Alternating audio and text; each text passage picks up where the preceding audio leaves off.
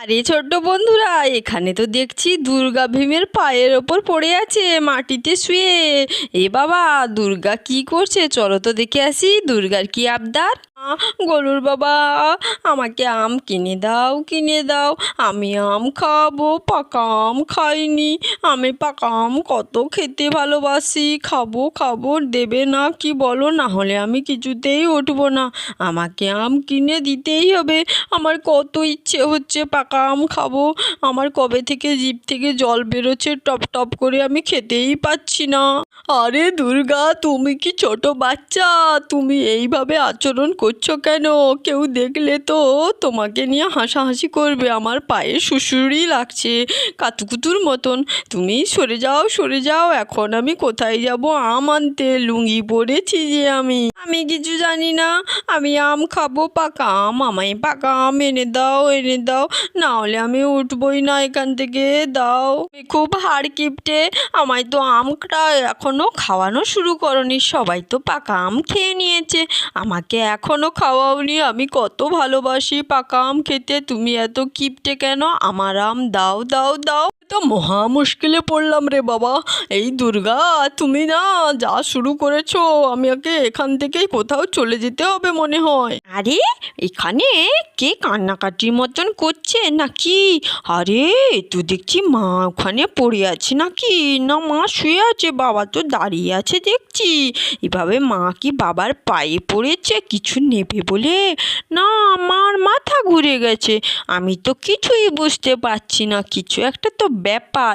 দেখি তো, বুঝি তো। বাবা তো চুপচাপ দাঁড়িয়ে আছে। মা যদি মাথাটা ঘুরে যেত, বাবা তো জল দিত না। মা তো এমনি শুয়ে আছে, বাবা তো দাঁড়িয়ে আছে। কিছুই তো আমি বুঝতে পারছি না। তুমি এভাবে শুয়ে আছো কেন?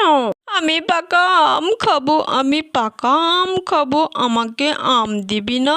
আমাকে এবছর কেউ আম খেতে দেয়নি। পাকা আম কতদিন খাইনি, আমার লোভ লেগেছে। মা, তুমি পাকা আম খাবে বলে কান্নাকাটি করছো? হিহি, আমার তো শুনে এভাবে হাসি পাচ্ছে। তুমি তো বাচ্চাদের মতো বাবার পায়ে পড়েছো, মাটিতে ঘুরছো। তো দেখ আমার ওপর কিভাবে নির্যাতন করছে। আমি এখন লুঙ্গি পরে আছি, বাড়ির মধ্যে হাওয়া খাবো কি গরমের মধ্যে? দুর্গা আমায় বলছে আম কিনতে। কিছুই করার নেই, তুমি যাও এই লুঙ্গি পরে আম আনতে। আমি গিয়ে ওইখানে মজা দেখি মা কেমন কান্নাকাটি করছে। আম এলে আমিও খেয়ে নেবো। মহা মুশকিল এই দুর্গার বাচ্চা। এদের জ্বালায় আর বাড়িতে থাকা হবে না আমার মনে হয়। যা জ্বালাতন করে, পাকা আম খাবে বলে বাচ্চাদের মতন মাটিতে পড়ে থাকে। আমিও আমটা ভালোই করে খাবো বলতে পারিনি তো। এখন বাড়িতে আমি সবার জন্য সব কিছুই করি, কেউ আমার খেয়াল রাখে না। আমি একটু আম খাবো বললাম বলে সবাই রেগে গেল। ওই কোথায় গেল রে তোর বাবা? আম আনতে যায়নি? নো চিন্তা, বাবা চলে গেছে ম্যাঙ্গো আনতে। কে দুর্গার জন্য ভীম কত আম নিয়ে এলো। যতগুলো আম পেয়েছি সব একেবারে নিয়ে চলে এসেছি। খাও, কত খাবে বসে বসে শুয়ে শুয়ে। আর আমায় জ্বালাতন করবে না। দেখো কতগুলো। দেখে কি মাথা ঘুরে গেল নাকি? দেখো আমি এনতে পেরেছি আনতে, ভালো করে নিয়ে এসেছি কতগুলো। এবার বসে বসে চেটে চেটে আম খাও, আর আমাকে জ্বালাবে না। আমি ওইদিকে বাবা গরমে যাই একটু বাতাস খাই।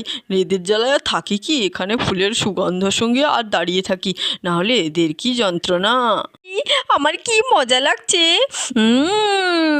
সুগন্ধি আমটা কিন্তু দারুণ সেন্ট এসেছে। এই আমগুলো খেতে যা লাগবে না, আমার তো ভেবেই আর পাই না। কি টেস্ট, কি টেস্ট হবে। মা, এখান পর্যন্ত টেস্টের সুগন্ধ তো আসছে।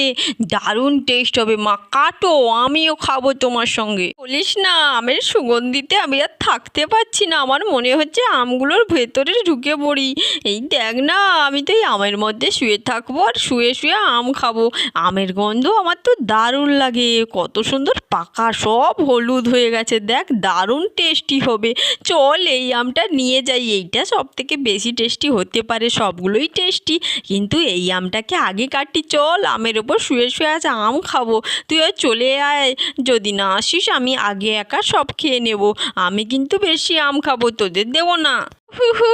বাবা ও বাবা, মায়ের কাণ্ডটা খালি দেখো, আম পেয়ে কি খুশি হয়েছে। পাকা আমের জন্য এমন হয়? বলিস না, আমার কিন্তু সত্যি মাথা ঘুরছে। দুর্গার এইসব আচরণ, কি অবস্থা, পাগল পাগল লাগে যেন আমার এভাবে।